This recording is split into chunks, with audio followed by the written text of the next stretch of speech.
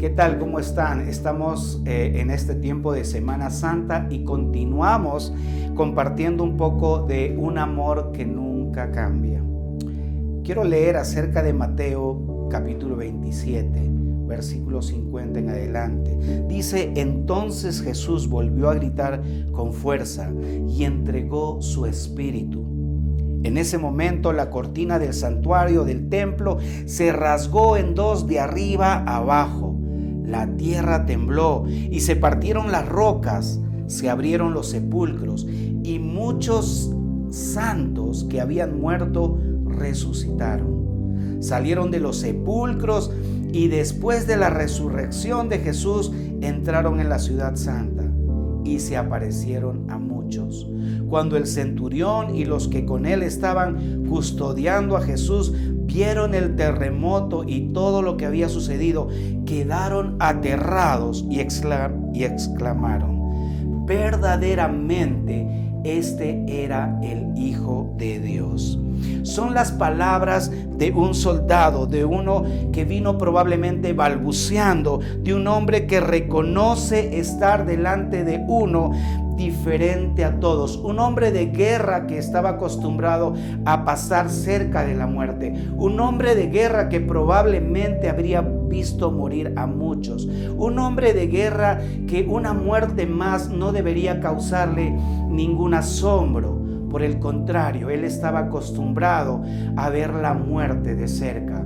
Pero este hombre de guerra dijo y exclamó: verdaderamente este era el Hijo de Dios, porque pudo reconocer a la muerte de él los sucesos que la tierra misma pudo producir, porque era el Hijo de Dios que estaba muriendo.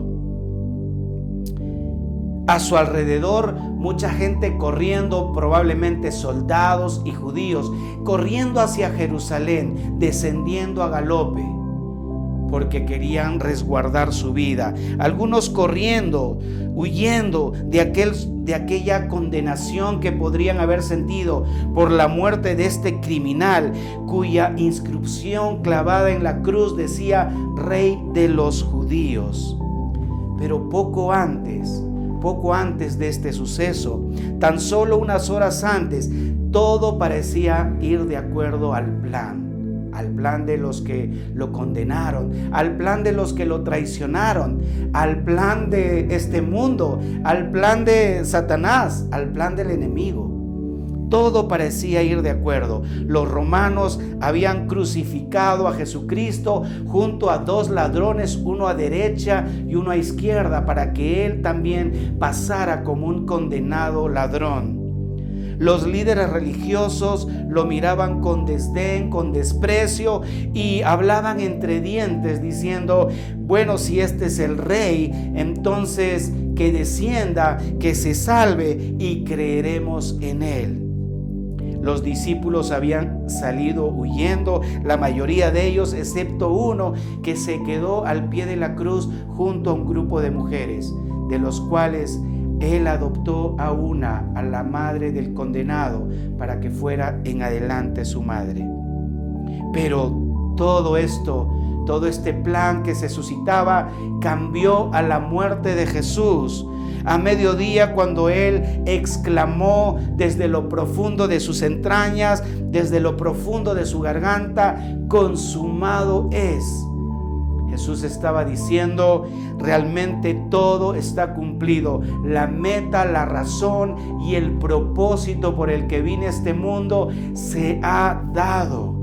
Y aunque la muerte pareciera el plan perfecto del enemigo o de este mundo, condenando a Jesucristo, era el plan perfecto de Dios el que se estaba dando.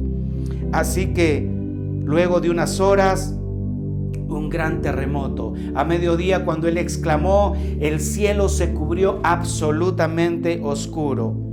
La muerte de Jesús en la cruz se vuelve el espectáculo más grande en el universo. La muerte de Jesús se vuelve el espectáculo más impresionante para los hombres, para los principados y para las potestades en este mundo visible y en el mundo invisible.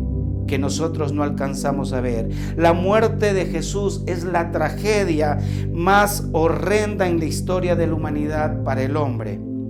Siendo el Hijo de Dios, siendo Dios mismo encarnado en la persona de Jesús, es juzgado injustamente como un criminal y puesto en la cruz de la maldición. Sin embargo, esta historia empieza ahí.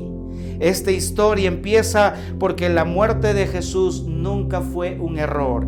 La muerte de Jesús nunca fue un fracaso, como lo hemos escuchado por ahí. La muerte de Jesús nunca fue un plan B, un plan de reserva. La muerte de Jesús es el plan perfecto de Dios, el plan A, el plan de redención. La muerte de Jesús es la revelación más grande de amor que pueda haber visto el universo.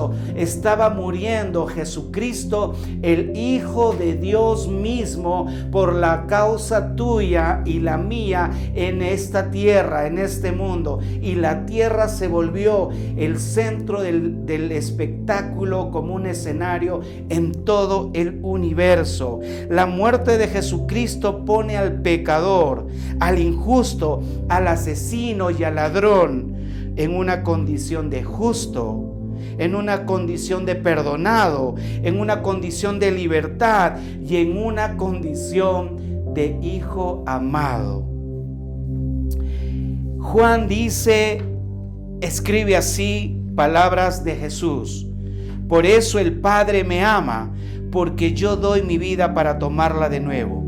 Nadie me la quita, sino que yo la doy de mi propia voluntad. Tengo autoridad para darla y tengo autoridad para tomarla de nuevo. Este mandamiento recibí de mi Padre. Qué gran ironía que la humillación de Jesucristo es al mismo tiempo su exaltación. Él no vino a ser servido, Él vino a servir.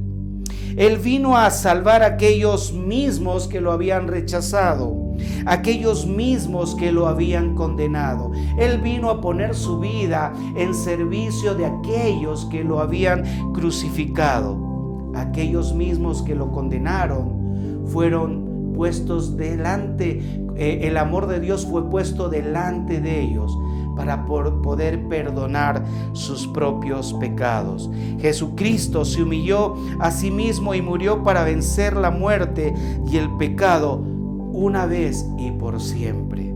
Jesús murió, Jesús resucitó.